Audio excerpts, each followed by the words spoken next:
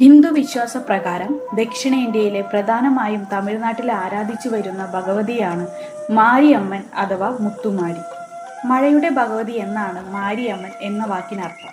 പാർവതി, ദുർഗ, കാളി അഥവാ ജഗദീശ്വരിയായ ആദിപരാശക്തിയുടെ മറ്റൊരു ഭാവമാണ് മാരിയമ്മൻ. ദേവി ഭാഗവതത്തിൽ പറയപ്പെടുന്ന മഴയുടെ ഭഗവതിയായ ശതാക്ഷിയാണിത്. ഉത്തരേന്ത്യയിൽ മാരിയമ്മനു സമാനമായ ശക്തി സങ്കല്പമാണ് ശീതളാദേവി. മഹാകാളിയുടെ അവതാരമായും മാരിയമ്മൻ അറിയപ്പെടുന്നു.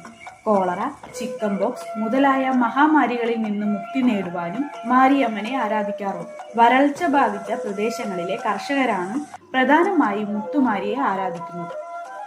ഹിന്ദു വിശ്വാസപ്രകാരം ദക്ഷിണേന്ത്യയിലെ പ്രധാനമായും തമിഴ്നാട്ടിൽ ആരാധിച്ചു വരുന്ന ഭഗവതിയാണ് മാരിയമ്മൻ അഥവാ മുത്തുമാരി.